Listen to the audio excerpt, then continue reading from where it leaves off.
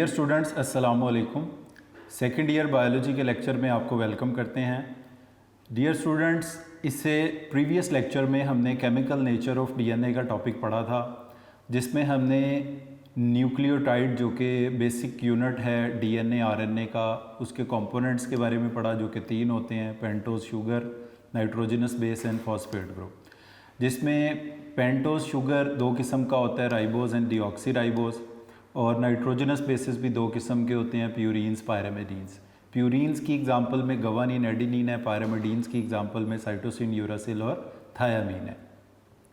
Phosphate group है, ये तीनों चीज़ें मिलकर बनाते हैं न्यूक्लियोटाइड। और इसमें से अगर हम फॉस्फेट ग्रुप को रिमूव कर दें तो वो बच जाता है न्यूक्लियोसाइड। तो डियर स्टूडेंट्स, आज के टॉपिक में हम डिस्कस करने जा रहे हैं कि how these nucleotides are connected with each other, और जिस के ज़रिए ये न्यूक्लियोटाइड्स आपस में जुड़े होते हैं इसको कहा जाता है फॉस्फोडाई एस्टर बॉन्ड। फॉस्फोडाइएस्टर बॉन्ड भी कह सकते हैं, फॉस्फोडाइएस्टर लिंकेज भी इसको आप कह सकते हैं। तो वो बॉन्ड जिसके ज़रिए न्यूक्लियोटाइड्स आपस में जुड़े होते हैं उस बॉन्ड को कहा जाता है phosphodiester bond. The covalent bond by which nucleotides are connected with each other is known as phosphodiester bond. Dear students, हम जानते हैं कि न्यूक्लियोटाइड्स का अगर हम स्ट्रक्चर बनाएं तो इसमें एक अदद पेंटोज शुगर है। इस पेंटोज शुगर का ये कार्बन 1 है, ये 2 है, ये 3, ये 4 और 5 नंबर कार्बन इसका रिंग से बाहर है। इस 5 नंबर कार्बन के साथ जुड़ा हुआ है फॉस्फेट ग्रुप, ये कार्बन नंबर 5। इस कार्बन नंबर 1 के साथ लगा हुआ है नाइट्रोजनस बेस। ये एडेनिन, गवानीन, थायामीन, साइटोसिन में से कोई भी हो सकता है। हम इसको C लिखते हैं, इसका मतलब है ये साइटोसिन है। ये एक न्यूक्लियोटाइड है क्योंकि इसके 3 कंपोनेंट हैं। ये इसमें नाइट्रोजनस बेस है which is connected with carbon number 1। ये इसमें पूरा पेंटोज शुगर है। ये इसके कार्बन नंबर 5 पर फॉस्फेट ग्रुप है। तो ये तीनों कंपोनेंट्स मिलकर बनाते हैं न्यूक्लियोटाइड, और ये न्यूक्लियोटाइड है साइटिडीन मोनोफॉस्फेट। आप इसको कह सकते हैं कि ये है CMP। CMP का मतलब है साइटिडीन मोनोफॉस्फेट। अब एक और न्यूक्लियोटाइड है,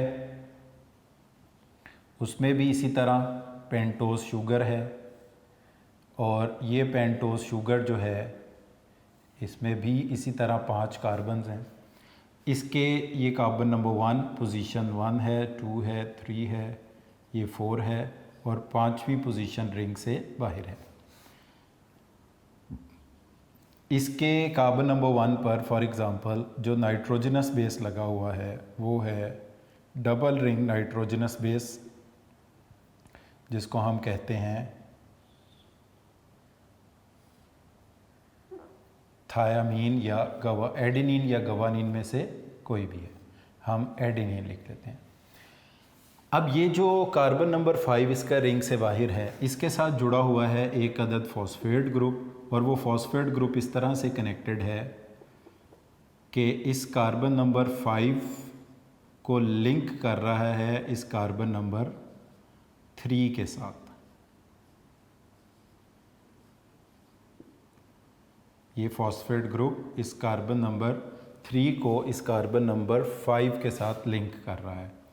तो डियर स्टूडेंट, आप देख सकते हैं कि ये वाला जो न्यूक्लियोटाइड है इसका नाम हमने कहा है साइटिडीन मोनोफॉस्फेट। ये वाला जो न्यूक्लियोटाइड है, इस न्यूक्लियोटाइड का नाम है एडिनोसिन मोनोफॉस्फेट।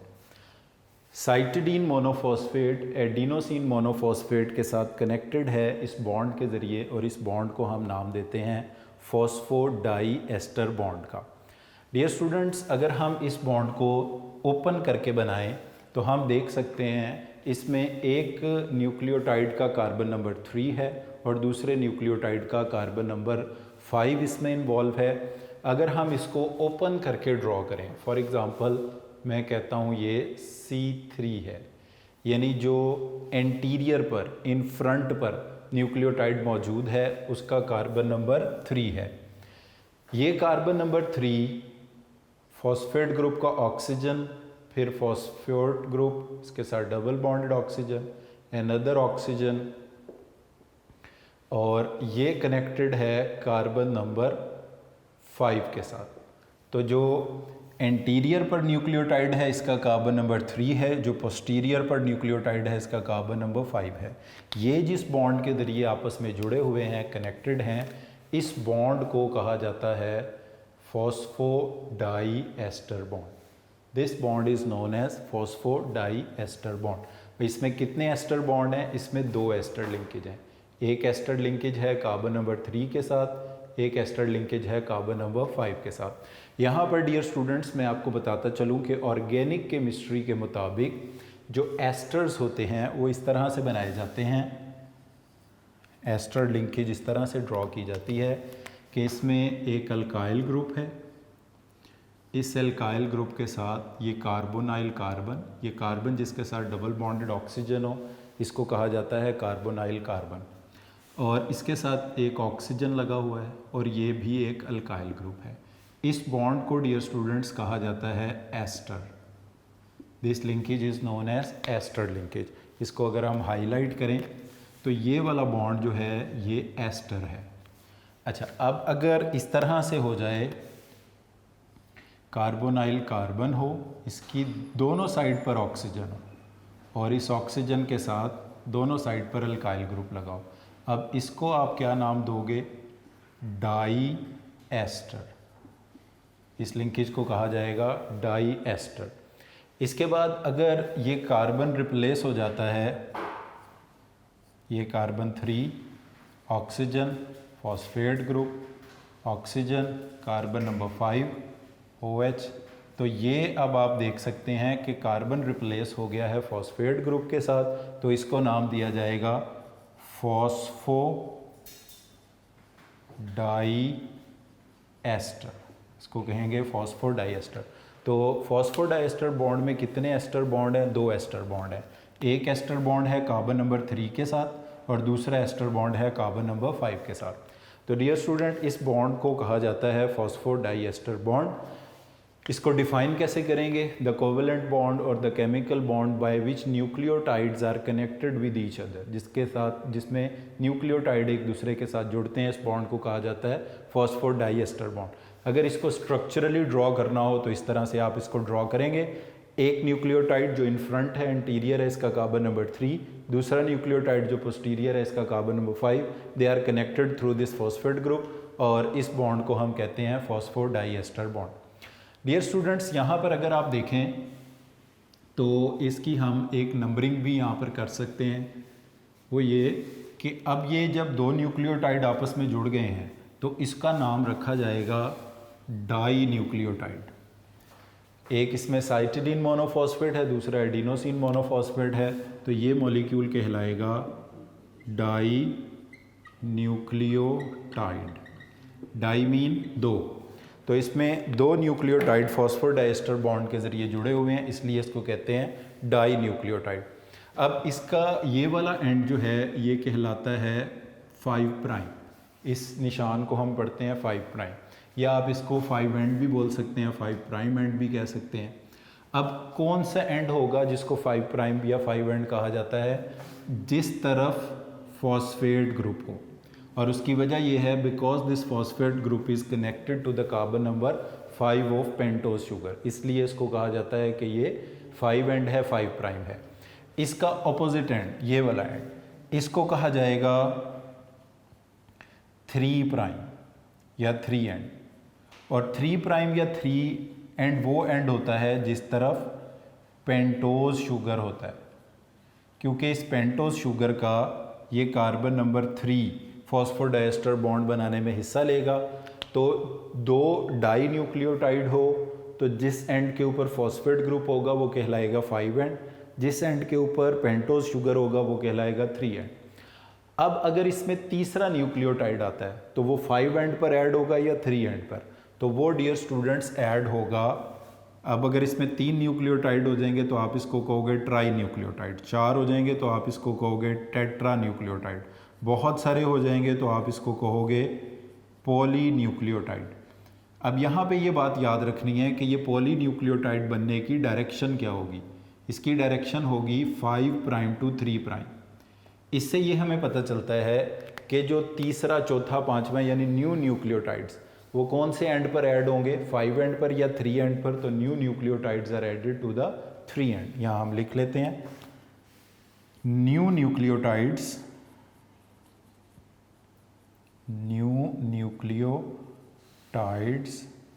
आर एडेड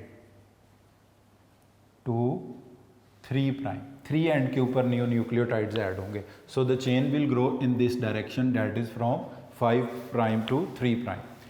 तो डियर स्टूडेंट्स, वो बॉन्ड जिसके ज़रिए न्यूक्लियोटाइड्स आपस में जुड़े होते हैं इसको हम फॉस्फोडाइएस्टर बॉन्ड कहते हैं।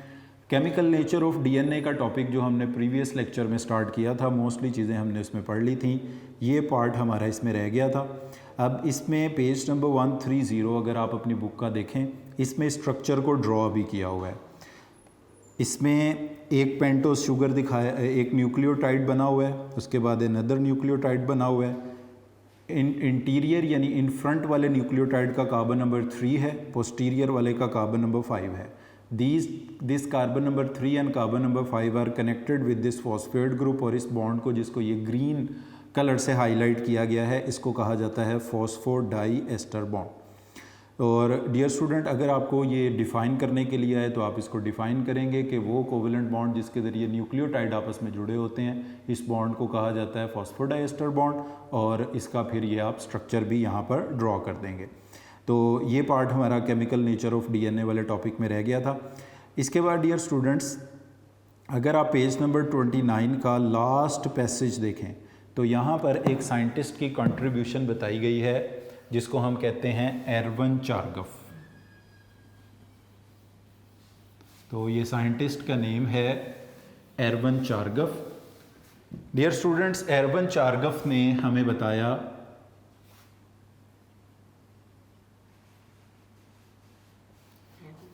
कि एडेनिन हमेशा डीएनए के अंदर 2 हाइड्रोजन बॉन्ड के ज़रिए पेयर बनाता है थायामीन के साथ। अब ये आप देख सकते हैं कि ये मैंने डॉटेड लाइंस लगाई हैं, इसका मतलब है ये कोई केमिकल बॉन्ड या कोवेलेंट बॉन्ड नहीं है, ये हाइड्रोजन बॉन्ड है। और हाइड्रोजन बॉन्ड एक इंटरमोलिकुलर फोर्स ऑफ अट्रैक्शन होती है। इसी तरह गवानीन जो है ये पेयर बनाता है 3 हाइड्रोजन बॉन्ड्स के ज़रिए साइटोसिन के साथ। इसका मतलब होगा कि एडेनिन की क्वांटिटी थायामीन के बराबर और गवानीन की क्वांटिटी साइटोसिन के बराबर होगी। अब अगर आप इसमें देखें, ये दोनों जो बेसेस हैं ये हैं डबल रिंग वाले प्यूरीन्स, ये दोनों जो बेसेस हैं ये हैं सिंगल रिंग वाले पायरिमिडीन्स। इसका मतलब है पायरिमिडीन एडेनिन, प्यूरीन एडेनिन का पेयर पायरिमिडीन थायामीन के साथ है, प्यूरीन और पायरिमिडीन का पेयर है। इसी तरह गवानीन साइटोसिन में गवानीन प्यूरीन है और साइटोसिन पायरिमिडीन है, यानी प्यूरीन प्यूरीन पेयर नहीं बना सकते। थायामीन और साइटोसिन पायरिमिडीन पेयर नहीं बना सकते। एक डबल रिंग वाला होगा, ये जो प्यूरीन्स हैं ये होते हैं डबल रिंग, ये प्रीवियस लेक्चर में हम इनका स्ट्रक्चर पढ़ चुके हैं। और पायरिमिडीन्स जो होते हैं ये होते हैं सिंगल रिंग। तो डबल रिंग वाले नाइट्रोजनस बेसेस सिंगल रिंग वाले नाइट्रोजनस बेसेस के साथ पेयर बनाते हैं, यानी प्यूरीन पायरिमिडीन पेयर बनाते हैं। और ये पेयरिंग रैंडम नहीं है, स्पेसिफिक है। रैंडम का तो मतलब होता कोई भी पेयर, गवानीन का पार्टनर साइटोसिन, साइटोसिन का पार्टनर गवानीन, इसको हम यूँ भी कहते हैं कि गवानीन का कॉम्प्लीमेंट है साइटोसिन, साइटोसिन का कॉम्प्लीमेंट है गवानीन। इसी तरह एडेनिन का कॉम्प्लीमेंट थायामीन, थायामीन का कॉम्प्लीमेंट एडेनिन है। अब इसमें एक क्वेश्चन पूछा जाता है, ये थोड़ा एंट्री टेस्ट के पॉइंट ऑफ व्यू से भी है। If DNA contain 20% of adenine, what will be the amount of cytosine in DNA. यानी हमारे पास एक if DNA contain 20% adenine, 20% DNA के मॉलिक्यूल में एडेनिन है, तो इस डीएनए के मॉलिक्यूल में साइटोसिन कितने % होगा। तो हमने कहा कि एडेनिन का पेयर थायामीन के साथ है, गवानीन का पेयर साइटोसिन के साथ है। जितनी अमाउंट एडेनिन की उतनी अमाउंट थायामीन की है, और जितनी अमाउंट गवानीन की उतनी अमाउंट साइटोसिन की है। अगर ये एडेनिन 20% है तो थायामीन भी तकरीबन कितना होगा 20%। बाकी कितना बच गया 20 + 20 40, बाकी बच गया 60, ये हो गया 40%। 60 में से 30% गवानीन होगा और 30% साइटोसिन। तो इस तरह इनमें से अगर किसी एक की अमाउंट हमें पता हो तो हम दूसरे की अमाउंट मालूम कर सकते हैं। अच्छा, एक और चीज़, अब इसमें ये दो रिलेशनशिप्स हैं, इसका इसी तरह से क्वेश्चन बनता है कि कौन सा रिलेशनशिप इसमें से करेक्ट है। वो आप इस एग्जांपल से भी कर सकते हैं। Adenine plus thymine is equal to guanine plus cytosine. क्या ये रिलेशनशिप ठीक है? ये रिलेशनशिप ठीक नहीं है। उसमें आपने इस एग्जांपल में भी देख सकते हो कि एडेनिन और थायामीन का सम बराबर है 40 के, और गवानीन साइटोसिन का सम बराबर है 60 के। तो 40 और 60 तो बराबर नहीं हो सकते, तो ये इक्वल नहीं है। जो इक्वल रिलेशनशिप है वो ऐसे लिखा जाएगा, इनको ऐड करें, एडेनिन प्लस गवानीन यानी प्यूरिन्स का सम इक्वल है थायामीन प्लस साइटोसिन के सम के। अब आप इस एग्जांपल में देख सकते हैं कि हमें सिर्फ क्वेश्चन में क्या बताया गया था, एक चीज़ बताई गई थी और वो थी थायामीन 20%। तो हमने इससे फिर कैलकुलेट करके ये पता चलाया कि साइटोसिन कितना होगा। ठीक है, तो इसमें थायामीन की जितनी अमाउंट है उतनी ही एडेनिन की होगी, गवानीन की और साइटोसिन की बराबर होगी। तो इस तरह आप इसको कैलकुलेट कर सकते हैं। यहाँ पर ये मैंने दो क्वेश्चन आपके साथ डिस्कस किए हैं कि अगर चारों नाइट्रोजनस बेसिस में से किसी एक की अमाउंट आपको बता दी जाए, इन चारों में से किसी एक की, तो आपने ये याद रखना है थायामीन एडेनिन थायामीन इक्वल होते हैं, गवानीन साइटोसिन इक्वल होते हैं। तो जिसकी अमाउंट दी हो आप रिस्पेक्टिवली बाकियों को कैलकुलेट कर लेंगे। और दूसरा ये कि कौन सा रिलेशनशिप ठीक है, क्या एडेनिन थायामीन का सम गवानीन साइटोसिन के सम के बराबर है? ये रिलेशनशिप ठीक नहीं है। जो ठीक रिलेशन है वो ये है, प्यूरीन्स का सम, डबल रिंग वालों का सम पायरिमिडीन्स के सम यानी साइटोसिन प्लस थायामीन के सम के इक्वल होगा। ये रिलेशनशिप ठीक है। तो ये बात इसमें आप याद रखनी है। और ये रेशोज़ के बारे में हमें बताया था एरवन चारगफ ने। इसके बाद नेक्स्ट पेज पर चलते हैं। तो पेज नंबर 130 के लास्ट में एक और साइंटिस्ट का जिक्र है। The significance of the regularities pointed out by Chargaff became obvious when the British chemist Rosalind Franklin carried out X-ray diffraction analysis of DNA। अब ये एक टेक्निक है किसी मॉलिक्यूल का स्ट्रक्चर डिटरमिन करने की, जिसको हम कहते हैं एक्स-रे डाइफ्रैक्शन एनालिसिस। तो यहाँ पर ये क्वेश्चन भी MCQ भी अक्सर आता है, who carried out X-ray diffraction analysis of DNA। तो अब हम जिस साइंटिस्ट का वर्क यहाँ पे स्टडी कर रहे हैं या करने जा रहे हैं, उसका नाम है रोजालिंड फ्रैंकलिन। तो X-ray diffraction analysis on DNA was carried out by Rosalind Franklin.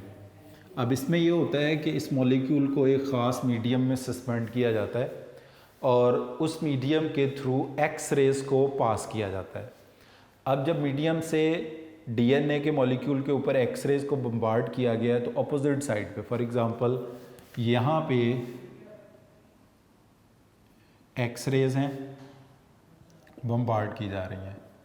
अब ये हमारा स्पेसिमन है और इस स्पेसिमन के अंदर DNA है।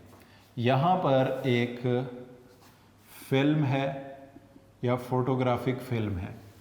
अब ये एक्स रेज जब इस DNA के स्ट्रैंड से स्पेसिमन से पास करके इस फोटोग्राफिक फिल्म पे टकराएंगी तो इन एक्स रेज के पाथ के अंदर डिविएशन होगी। डाइफ्रैक्शन का मतलब ये होता है कि एक रे है वो सीधे स्ट्रेट पाथ में ट्रैवल कर रही है, कोई ऐसा ऑब्स्टिकल जिसका साइज़ बहुत छोटा है, जिसका साइज़ उसकी वेवलेंथ के साइज़ के तकरीबन बराबर है, वो उसके करीब से गुजरता है या उससे टकराता है तो उसके पाथवे में चेंज आ जाता है। एक तो होता है ना, देखें, एक होता है रिफ्लेक्शन, रिफ्रैक्शन, एक किसी चीज़ से रेस टकराई वापस आ गई, रिफ्लेक्शन, किसी चीज़ से रेस टकराई उसमें से पास कर गई मगर उनका कोई एंगल वगैरह, इसको कहते हैं रिफ्रैक्शन। ये है कि रेस ने सीधा पास करने की बजाय अपने पाथवे को जस्ट चेंज कर लिया, इसको कहते हैं डाइफ्रैक्शन। तो यहाँ पर एक्स रेज जब इस डीएनए के स्पेसिमेन से पास की तो सीधी गुजरने की बजाय कोई 20 डिग्री, कोई 30 डिग्री, कोई 40 डिग्री के एंगल से जाके स्ट्राइक की फिल्म, फोटोग्राफिक फिल्म के ऊपर। अब उस फोटोग्राफिक फिल्म पे हासिल होने वाले पैटर्न से हम पता चलाएंगे कि किधर हाइड्रोजन का न्यूक्लियस है, किधर ऑक्सीजन का, किधर नाइट्रोजन का। तो इस एनालिसिस को हम कहते हैं एक्स-रे डाइफ्रैक्शन एनालिसिस। तो ये किसने किया? रोजालिंड फ्रैंकलिन ने। X-ray diffraction analysis of DNA was carried out by Rosalind Franklin. अच्छा, अब इस रोजालिंड फ्रैंकलिन को जो डीएनए के फ्रैगमेंट्स थे ये एक बायोकेमिस्ट प्रोवाइड करता था। ये अगले पेज पे आप देखेंगे तो उसका भी नाम लिखा हुआ है यहाँ पे, Maurice Wilkins. British biochemist Maurice Wilkins provide who prepare DNA fibres, जिसने डीएनए के फाइबर्स प्रिपेयर करके दिए रोजालिंड फ्रैंकलिन को, उसका नाम है म्यूरिक विल्किंस।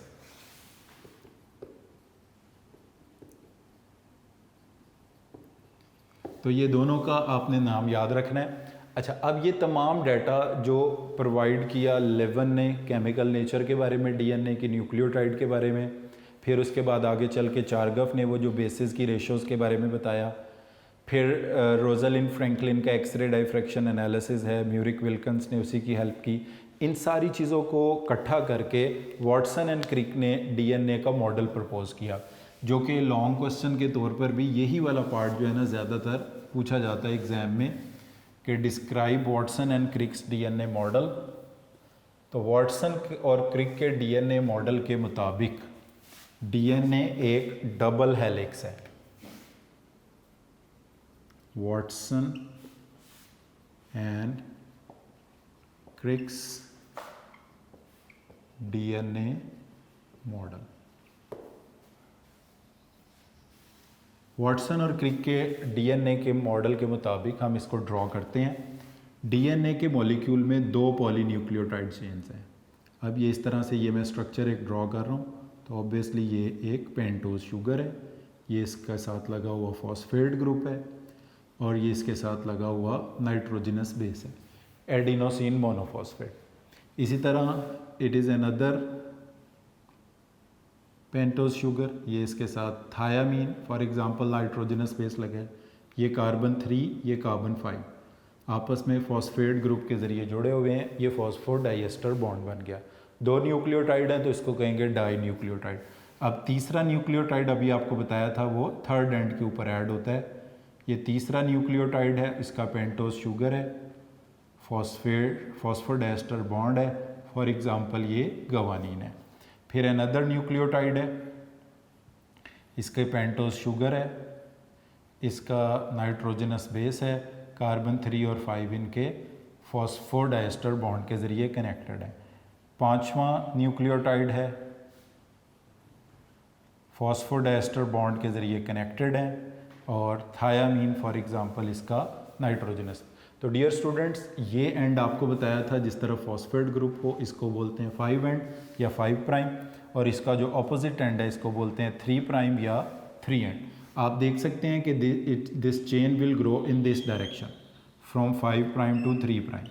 अब यहाँ पे जब 2 न्यूक्लियोटाइड होते हैं, अब इसको डाई न्यूक्लियोटाइड कहते हैं, 3 ट्राई, 4 के लिए टेट्रा, 5 के लिए पेंटा, 6 के लिए हेक्सा, 7 के लिए हेप्टा। जब ये बहुत सारे हो जाएंगे तो हम इसको कहेंगे पॉलीन्यूक्लियोटाइड। तो इसका मतलब ये एक पॉलीन्यूक्लियोटाइड है।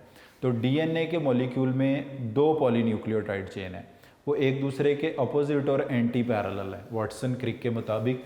इसका मतलब इसके सामने जो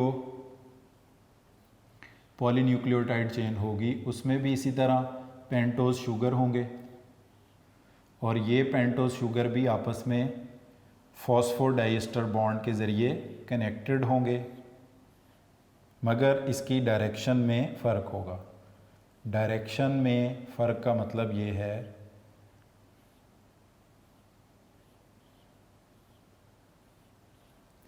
ये जो बॉन्ड है, एक का कार्बन नंबर 5, दूसरे का 3, phosphodiester, it is also phosphodiester bond, it is also phosphodiester bond, ये भी क्या है, फॉस्फोडाइस्टर बॉन्ड। अब यहाँ पर लगा होगा फॉस्फेट ग्रुप, तो ये बन जाएगा 5 प्राइम। यहाँ पर लगा है पेंटोज शुगर, तो ये बन जाएगा 3 प्राइम। अब अगर इधर एडेनिन है तो इसके साथ होना चाहिए थायामीन, इनके बिटवीन 2 हाइड्रोजन बॉन्ड। इधर थायामीन है तो इधर एडेनिन, 2 हाइड्रोजन बॉन्ड। गवानीन है तो सामने साइटोसिन, 3 हाइड्रोजन बॉन्ड। साइटोसिन है तो गवानीन, 3 हाइड्रोजन बॉन्ड। थायामीन है तो एडेनिन, 2 हाइड्रोजन बॉन्ड। तो इस तरह अगर आप इस चेन को देखें तो इसका 5 to 3 ये डायरेक्शन बनती है, ये भी 5 to 3 ग्रो किया इस डायरेक्शन में। तो according to Watson and Crick, the molecule of DNA consist of number 1 2 polynucleotide chains, strands भी कहते हैं इनको, चेन्स भी कहते हैं। According to Watson and Crick, a molecule of DNA consists of 2 polynucleotide chains, and these 2 polynucleotide chains are opposite to each other and anti-parallel.